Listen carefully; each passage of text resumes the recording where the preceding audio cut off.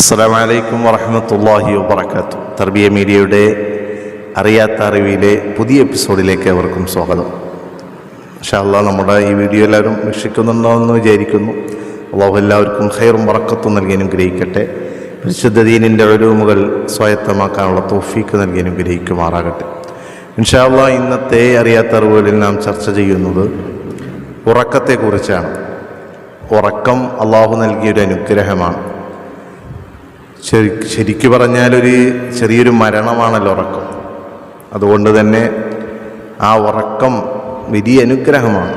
നമുക്ക് പകൽ നാം വളരെ കഷ്ടപ്പെട്ടുള്ള ജോലികൾ ചെയ്യുന്നു.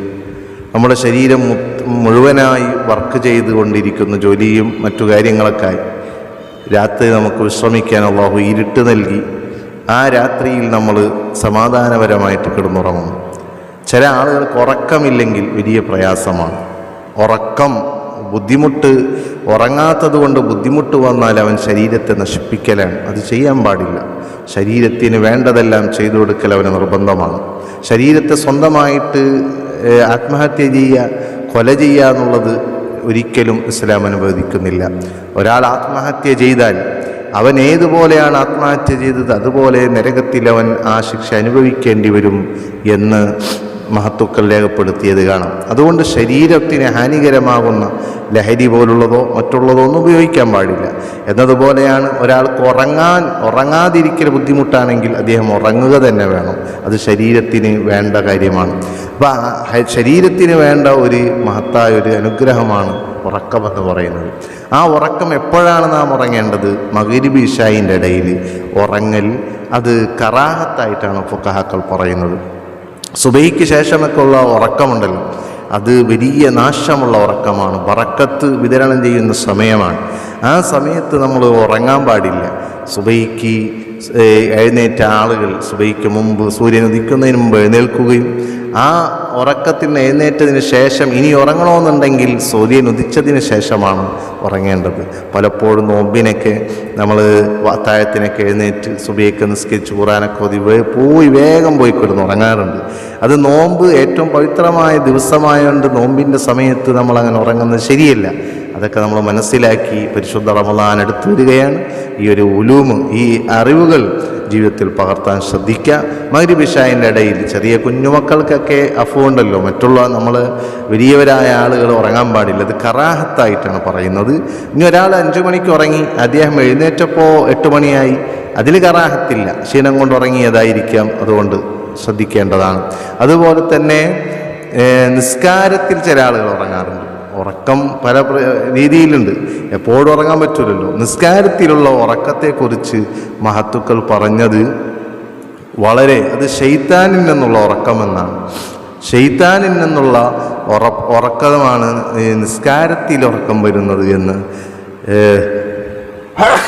മഹത്തുക്കൾ പറഞ്ഞതായി കാണാം. അല്ലാഹു ഉറക്കം നല്ല രൂപത്തിൽ ഉറങ്ങാൻ തൗഫീക്ക് നൽകുമാറാകട്ടെ. രാത്രിയിൽ ചില മഹത്തുക്കളൊക്കെ ചരിത്രം കേൾക്കുമ്പോൾ മുഴുവനായിട്ടും ഉറങ്ങാതെ ഉറക്കൊഴിച്ചിരിക്കുന്നുണ്ടാവും. അതിന് കറാഹത്തുകളൊന്നുമില്ല. പ്രത്യേകിച്ച് അള്ളാഹുവിന് വേണ്ടി ഇബാദത്തുകളാണെങ്കിൽ അത് നല്ലതാണ്, അത് പ്രോത്സാഹിപ്പിക്കുന്നത് പ്രത്യേകം സുന്നത്ത് കൂടിയാണ്. അങ്ങനെ ഉറങ്ങാതിരുന്ന് അള്ളാഹുവിനെ ഓർക്കുന്നവരാണെങ്കിൽ അതേ സ്ഥാനത്ത് ആ ഉറക്കം ഒഴിച്ചിട്ട് സുബഹി ഖളാവും പ്രയാസമാണ്. രാത്രി ഇബാദത്തായതുകൊണ്ട് സുബഹി ഖളാക്കി ചിലവരങ്ങനെ ചെയ്യാറുണ്ട്. അത് ശരിയല്ല. ഉറങ്ങിയിട്ട് തഹജ്ജുദൊക്കെ നിസ്കരിച്ച് നല്ല രീതിയിൽ തന്നെ മുന്നോട്ട് പോകണം. ചില ആളുകൾ ദിക്റിൻ്റെ മജ്‌ലിസിൽ ഉറങ്ങാറുണ്ട്. അതുപോലെ ഇൽമിൻ്റെ മജ്‌ലിസിൽ, സലാത്തിൻ്റെ മജ്‌ലിസിൽ, നല്ല മജ്‌ലിസുകളിൽ ഉറങ്ങൽ അത് അള്ളാഹുവിൻ്റെ കോപം അവർക്കുണ്ടാകാൻ സാധ്യതയുണ്ടെന്ന ഹദീസിലും മറ്റു മഹത്തുക്കളൊക്കെ രേഖപ്പെടുത്തിയതായി കാണാം. അതുപോലെ തന്നെ ഈ ഉറക്കം കൂടുതലായിട്ട് ചില ആളുകളിൽ കാണാറുണ്ട്. ഉറക്കം കൂടുതലായിട്ട് വരുന്നത് അത് എന്തുകൊണ്ടാണ് എന്ന് നമ്മൾ ശ്രദ്ധിക്കാറുണ്ടോ? മഹത്തുക്കൾ പറയുന്നത് കാണാം, വെള്ളം കുടിക്കുന്നത് കൂടിയാൽ ഉറക്കം കൂടുമെന്നാണ്. ഉറക്കം കൂടിയാലോ ആയുസ് കുറയും. നല്ല ഉറക്കമുള്ള എപ്പോഴും ഉറങ്ങുന്ന ആളുകളാണെങ്കിൽ അവർക്ക് ആയുസ് കുറയും. അള്ളാഹു നമ്മളെ കാത്തിരക്ഷിക്കുമാറാകട്ടെ. അതുപോലെ തന്നെ അവരുടെ തഹജ്ജുദ് നഷ്ടപ്പെടും.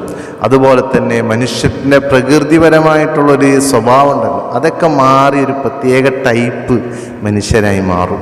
മാത്രമല്ല അവനക്ക് ഭയങ്കര ദേഷ്യായിരിക്കും, ഹൃദയകാഠിന്യം അവനക്കുണ്ടാകുമെന്നാണ്. ഇത് 70ഓളം മഹത്തുക്കളായ സുഫിയാക്കളായ പണ്ഡിതന്മാർ അവർ പരീക്ഷിച്ച് കണ്ടറിഞ്ഞ് മനസ്സിലാക്കിയ വിപത്തുകളാണ് ഉറക്കം കൂടിയാലുള്ളത്. അതുകൊണ്ട് ഈ ഉറക്കം ഒരനുഗ്രഹമായി മാറ്റി ആവശ്യത്തിന് ഉറങ്ങാം. ഏറ്റവും ഇപ്പോൾ തഹജ്ജുദ് നിസ്കരിക്കുന്ന ആളുകൾ, നേരത്തെ എഴുന്നേൽക്കുന്ന ആളുകളുണ്ടാവും. അവർ ചിലപ്പോൾ 4 മണിക്കും 3 മണിക്കൊക്കെ എഴുന്നേൽക്കുന്ന ആളുകളുണ്ടാവും. മഹത്തുക്കൾ, നമ്മളെ ഉലമാക്കളൊക്കെ അങ്ങനെയാണ്. അവർക്ക് ഊർജം ലഭിക്കാൻ, നേരത്തെ എഴുന്നേൽക്കുമ്പോൾ ക്ഷീണം വരാതിരിക്കാൻ, തഹജ്ജുദിനുള്ള ഉന്മേഷം ലഭിക്കാൻ അവർ ളുഹറിന് മുമ്പുള്ള ഒരു അരമണിക്കൂറോ 1/4 മണിക്കൂറൊക്കെ ഒന്ന് ഉറങ്ങിയാൽ അവനക്കത് തഹജ്ജുദിന് ഉന്മേഷമാണ്. ആ ഉറക്കത്തിനാണ് കൈലൂലത്തിൻ്റെ ഉറക്കമെന്ന് പറയുന്നത്. ആ ഉറക്കം നമ്മൾ പരമാവധി ശ്രദ്ധിക്കണം. വീട്ടിൽ ഉമ്മമാർ മക്കളെ നോക്കിയും സ്കൂളിൽ വിട്ടും വീട്ടിൽ ഉറക്കോ ഇല്ല, രാത്രിയില്ല, പകലും ഉറക്കമില്ലാതെ ക്ഷീണിക്കുന്നവരുണ്ടാവും. അവരെന്ത് ചെയ്യുക, ളുഹറിന് മുമ്പ്, സ്കൂളിലൊക്കെ വിട്ട് കഴിഞ്ഞാൽ ഒരു ളുഹറിന് മുമ്പ് ഒരു അരമണിക്കൂർ ഉറങ്ങി ളുഹറിൻ്റെ സമയത്ത് എഴുന്നേറ്റ്, അങ്ങനെ എഴുന്നേറ്റാൽ അവർക്ക് നേരത്തെ എണീച്ച് പാചകം ചെയ്യാനും ഇബാദത്ത് ചെയ്യാനും എളുപ്പമായിരിക്കും എന്ന് മനസ്സിലാക്കി. നല്ലൊരു അറിവാണിത്. എല്ലാവരും ഇത് ജീവിതത്തിൽ പകർത്താൻ ശ്രമിക്കുക. തർബിയ മീഡിയയുടെ പുതിയ എപ്പിസോഡുമായി ഇൻഷാ അല്ലാഹ് വീണ്ടും കാണാം.